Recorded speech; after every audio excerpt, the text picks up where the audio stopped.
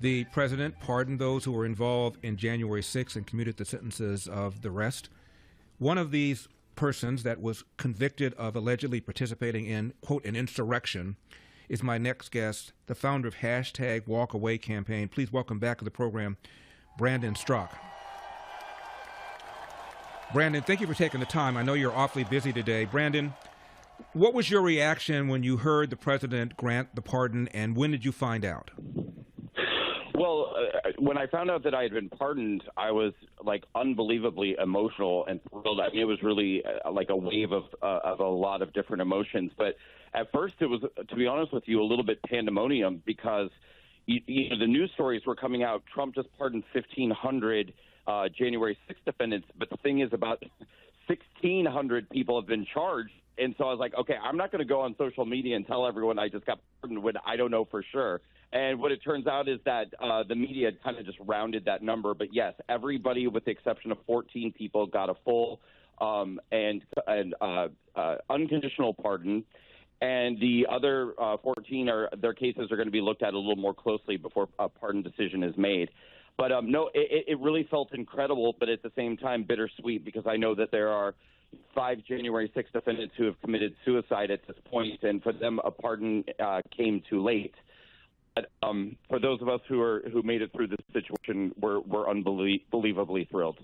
So, Brandon, back up. I just want to make sure I understand. So there were 1,500 pardons granted, roughly. 1,400 sentences were commuted, meaning those people who served time get out for time served. But later on, they're going to be reconsidered, and they also may receive pardons. Is that my understanding? Yeah, that's exactly right. So 14 people, yes, received commuted sentences, so they're done, time served, and then their cases are going to be looked at a little more closely because they had some, pretty wild accusations, and I would not be surprised if ultimately they end up being pardoned as well. But I think in the interest of, making sure that the right thing was done, President Trump and his team wanted to take a little extra time to look at the details of those cases. And you feel, Brandon, that 100% of the January 6 defendants should be pardoned eventually? Well, I do, and the reason why is not because I condone violence, and it's not because I condone anybody who would break a window or destroy property or fight with a police officer. But, I look at these things and I look at the cost that has come to every single person who's been associated with January 6th, from, being in prison so far for 3 or 4 years for everybody to being permanently debanked, deplatformed, banned from PayPal, Venmo, Stripe, put on terrorism watch lists, unable to fly on an airplane, having to be accompanied by air marshals if you're able to get on a flight. This is a level of insanity that we've never seen in this country ever before. And my God, I would hope that we still live in a country that you can make a bad decision like breaking a window and not have to go away for 20 years and be labeled a terrorist for the rest of your life. I guess I have a couple of reactions. One is the assertion that what happened on January 6th was, quote unquote, an insurrection, when not a single one of the January 6th defendants, including Donald Trump, was ever charged with, let alone convicted of insurrection. Donald Trump almost failed to make the ballot in Colorado because some Secretary of State decided that he was an insurrectionist and tried to invoke the 14th Amendment to stop him from being on the ballot. So that's one of my reactions, the way the media went nuts with this because they wanted to malign Trump and malign the Republican Party. But the second one is this.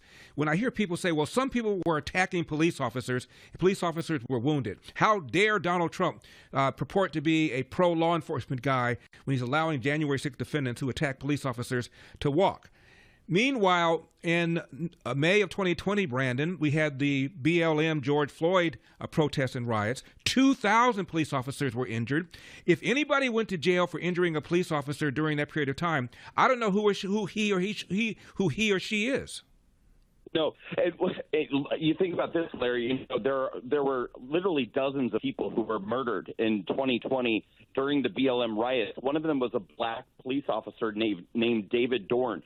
You ask any of those people who 4 years later are still upset about January 6th, still upset at all the people who walked nonviolently inside of the Capitol and are calling them insurrectionists, ask any of those people the name of David Dorn's killer and ask them if any of them can answer that question. No, because they don't care. And even more egregiously, I would say, there have been a number of police officers who have committed suicide who happened to be working at the Capitol, but, ended up taking their own lives 8-9 months later. Many of them have family members who said this person was going through some serious issues and serious depression that did not have to do with January 6th. But just because they were there on January 6th, the left-wing media loves to suddenly say, oh, my God, these police officers, they killed themselves because of January 6th. It's the most disgusting and I think egregious, completely fabricated sense of compassion for these people. They don't care about police officers. They never did. They'll just use them when they can beat their political opponents over the head. In fact, I've heard a number of Democrats, including President Biden, say on some occasions he says 5, other occasions he says 6 police officers were, in fact, killed on January 6th, when the actual number of police officers killed on January 6th was 0. Several of them had heart attacks later on, but I've heard it said many, many times by people as high as Biden and Kamala Harris, X number of officers were, in fact, killed on January 6th. Complete and total lie. Total lie. And they've been if people remember back 4 years ago, for several months, they were calling it the deadly insurrection. They kept saying the deadly insurrection in which, officers were murdered. And that was a very scary time. That was the time that I got rounded up by the FBI and put in jail. And I truly believed back then, I was like, I'm never going to see the outside of a prison cell again, because they're tying me into this thing that they're calling a deadly insurrection, an act of treason, and a domestic terrorism incident to try to overthrow the government.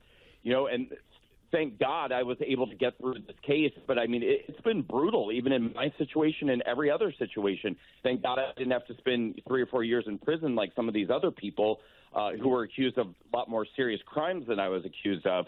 But it's been a very terrifying thing to be tied to in any way, even though I maintain that I truly was innocent and ended up signing a false confession to get a plea deal. Right. We only have 45 seconds left, Brandon. If you could quickly explain exactly what you were alleged to have done. As I recall, you didn't even know that there was some violence. You were filming something on the other side of the Capitol building. You go home, you post it on social media, knock on your door, the feds show up. That's exactly right. So they alleged that I stood outside of the building and shouted to encourage people to go inside the building, and they alleged that I encouraged the crowd to take a shield from an officer. That was never true. I did sign their stupid false plea agreement so that I could get my felony charges dropped, but I can tell you now it was never true. We're going to have to leave it there. Thanks for watching these clips from The Larry Elder Show. If you enjoyed this content, be sure to subscribe to my channel and hit the bell icon so you never miss a moment. More thought-provoking discussions are just a click away, so stay tuned, and we'll see you in the next one.